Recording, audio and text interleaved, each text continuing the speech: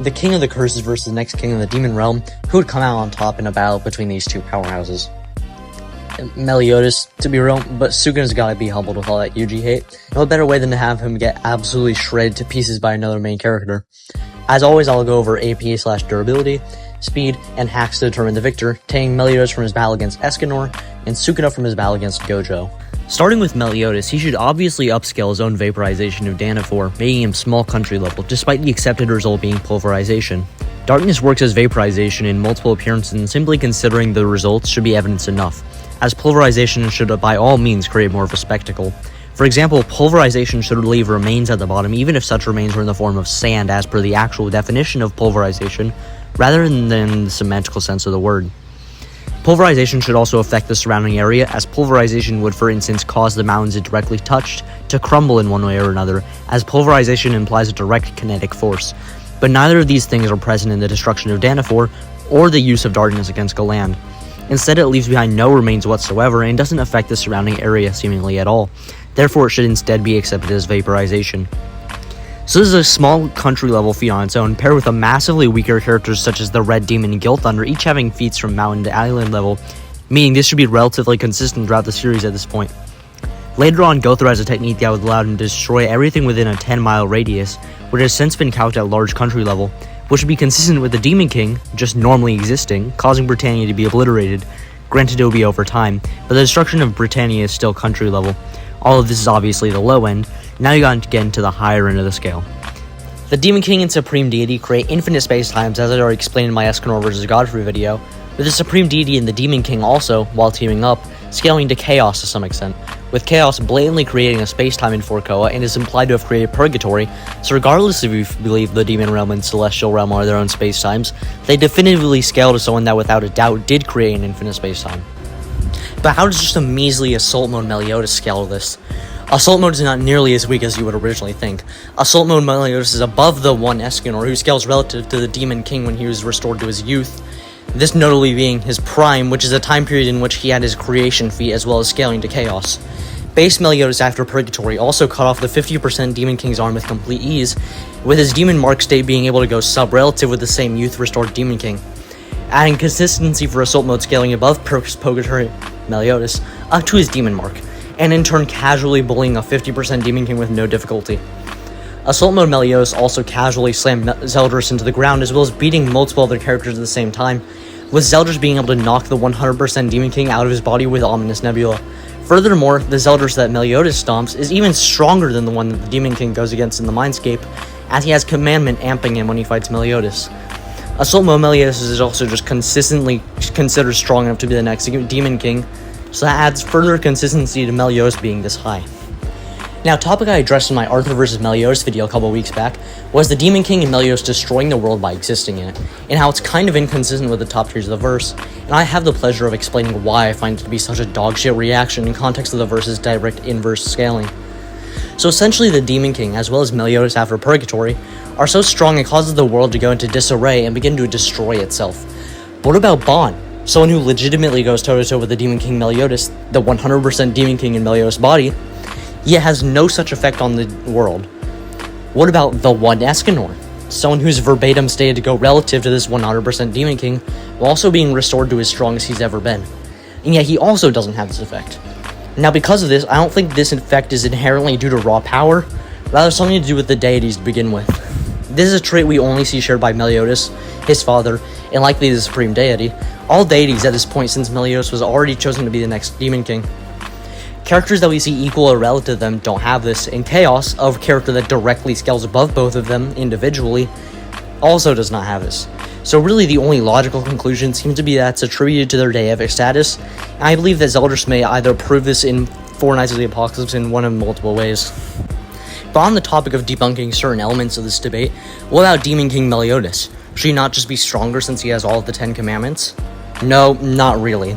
This just functions exactly how the Demon King normally would, as he would not inherit Meliodas' magic reinforcement, power output with his magic, his control over darkness, or anything of the sort. He would have his own knowledge and skill of controlling this, and as the body is made his own at this point, the darkness he manipulates would be his own. And we do see him do things with his magic that Meliodas simply doesn't, or at least hasn't shown the capability of doing such. so it's also likely the Demon King's own magic, considering we also know how magic is generated in this 7 Deadly Sins universe. So no, having all 10 commandments doesn't inherit Demon King Meliodas being above Assault mode, as that just doesn't have any real connection other than perhaps normal physical stats without magic reinforcement. Now on to speed. I've recently done a series of lowball and amateur calcs based off of the Archangel's Arc ability. Essentially, Galand travels at bare minimum 8.7 feet in the time it took the Omega Arc, a light speed attack, to travel just over 53 feet, meaning Galand had to travel 49,103,400 meters per second, or just about 16.4% the speed of light. This should be heavily consistent, judging how Galand was blitz tiers above everyone up to that point, with consistent lightning timers like Base Meliodas and Gil Thunder. After this, Escanor was capable of swinging his axe over 14.9 feet, whilst Galand's only movements within that time span being about 3.2 feet, meaning Escanor would have to be swinging his axe at 231,246,324 meters per second, or 77.1% the speed of light. Now, there's two ways to interpret Meliodas' feat in comparison to this. Either we only count the slashes that we see Meliodas do with the God's 1,000 slashes, or we use the name itself to serve as an implication of what Meliodas actually did. If you rely on the name of the move to determine how fast Meliodas went, using the mean of the marked slashes, I determined that an average for how far he would have to move is 9,862.2 repeating feet, when the same time span that Escanor moved 7.28 feet, meaning Meliodas would have had to have traveled at 313,269,591,682.18 meters per second, or about 1,045 times the speed of light. This is almost hilariously inconsistent in the context of the verse, so only using the marked slashes, he had to travel at least 123.76 feet in the same time span, which comes out to 3,931,187,508 meters per second, or about 13 times the speed of light, which is consistent when taking into account something like Ominous Nebula, which has been calculated 25.19 times the speed of light. Meliodas is at bare minimum and lowballed comparable to Escanor without using this move, so for his normal speed, he would be relativistic plus with FTL plus speeds when using God's 1,000 slashes. Now onto abilities. Meliodas has Demon Regeneration, Darkness Manipulation, the ability to produce clones of himself using Lost Vein, which is somewhat like a more popular form of clones, but I'll explain how it differs from Shadow Clones. Shadow Clones split a person's chakra into a 50% clone, but also halves their own power, with 2 clones going down to 33% each, etc. On the other hand, Lost Vein does effectively the same thing without weakening the original user, these clones being able to use all of Meliodas' techniques such as Full Counter, which the next ability I'm going to go over. Full Counter's multiplier is somewhat inconsistent, but the most consistent end seems to be just over 2 times boost over the attack's original power, with a more potent variant known as Revenge Counter. Revenge Counter allows Meliodas to absorb all attacks that hit him, while still causing damage to himself, and lets him unleash all of their combined energy all at once. Counter Vanish is yet another application of these abilities, allowing Meliodas to disperse any magical attacks. And many may say that Full Counter and Revenge Counter can only reflect and absorb magical attacks. While this is based off of statements saying to reflect and absorb magical attacks, both abilities have feats of doing the same with physical attacks as well. Meliodas reflects multiple purely physical attacks from Twigo, and later when building up Revenge Counter against the commandments, lets himself get directly hit by Basquius, rather than just the magic, and against Hendrickson he allows himself to get hit with rocks, and Hendrickson's Darkness, which when building up Revenge Counter, meaning he is indeed absorbing the force of physical attacks for Revenge Counter as well. Meliodas also has Hellblaze, which can't be fully regenerated by even Bond, whose immortality lets him regenerate from absurd scenarios. Meliodas also has this absurd stamina, which let him last well over 1,000 years in an environment that doesn't really allow you to regain your stamina due to the constantly harsh environment. Now let's look at how Sukuna compares in literally any regard. Sukuna scales pretty close to Gojo in physical stats and cursed energy output, which means he scales above characters like Dagon and Jogo, who have city and mountain level calcs individually. With Jogo's normal attacks being stated to be completely above Dagon's domain, it implies Jogo's cursed energy output should be at mountain level without even bringing into account maximum meteor's domain, with the pinnacle of Jujutsu sorcery being domains, and Gojo absolutely outclassing Jogo in a domain clash, so Gojo obviously far exceeds him in cursed energy output, with Gojo having his own island level feat with his earthquake upon exiting the prison realm. So Sukuna should definitely be in the island ranges, considering Sukuna is compared to natural disasters as well. Unlike Gojo, I don't think you can really argue much higher for Sukuna since his black flashes seem to be exponentially weaker, and he doesn't have a technique like Purple to argue him having real potency above Yuki's black hole, especially since the statements of being the strongest sorcerer in history aren't including the modern era. Sukuna's speed isn't nearly as slow as many like to say, being consistently above Mach, who has had Hypersonic Plus feats since the Goodwill event. Naya's statements are dogshit, stop with the downplay. Lightning timing feats aren't out of the question either, considering characters like Hikari can react to Kashimo's lightning, and you could even make the argument that he only didn't dodge it due to being a sure hit effect. On the topic of Kashimo, a very weakened Sukuna dodging his EM waves is capped at over the speed of light, which is pretty impressive everything considered. Now onto Meguno's most impressive category, and the only reason Meguna is the strongest version, his vast arsenal of abilities. Starting with his natural curse technique, Shrine. With Shrine, Sukuna has 3 main applications of his technique. Cleave, a slashing attack using close range that can be adjusted to the durability and curse energy of the target. Dismantle, the standard slashing attack that can target inanimate objects. And finally, Furnace, a technique we didn't learn about more until recently.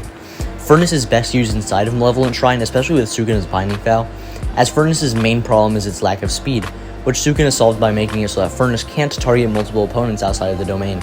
But inside of the domain, its target is expanded to inanimate objects rather than living beings, making it so that instead of just burning people normally, it explodes the flying particles, causing instant decompression and pressurization, killing them with the intense heat generated.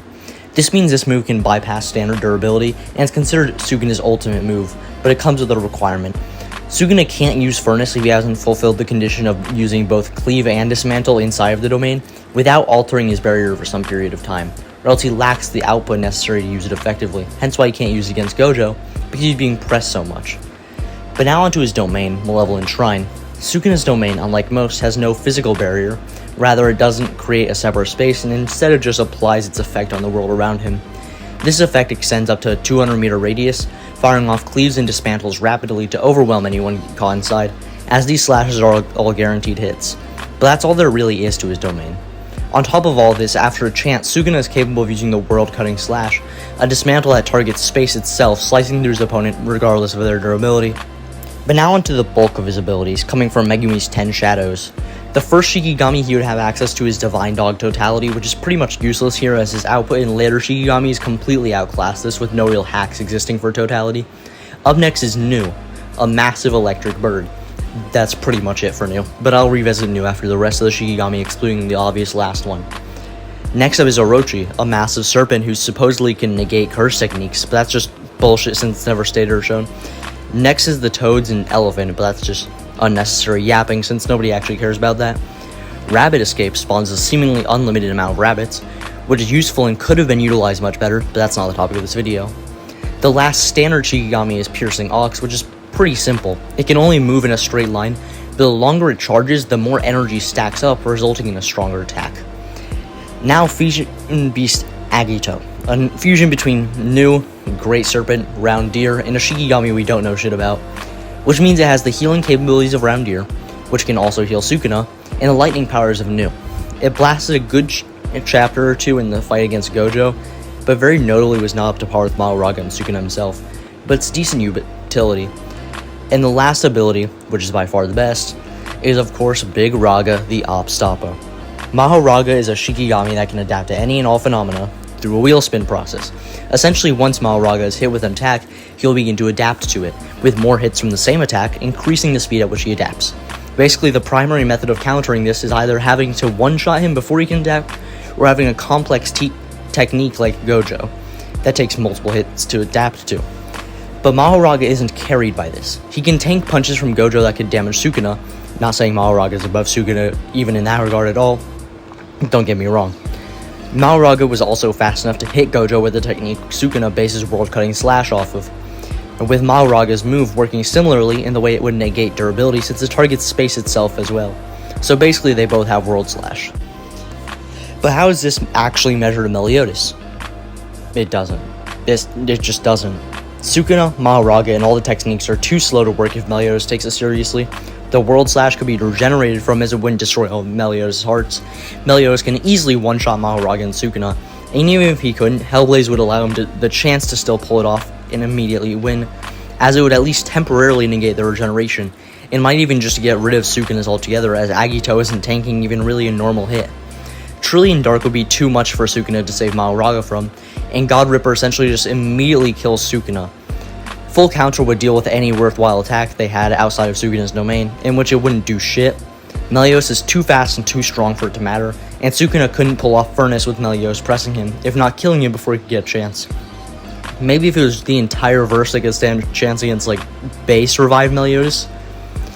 I hope you all have a great day, unless you think Sukuna beats Gojo without the 10 shadows, and see ya.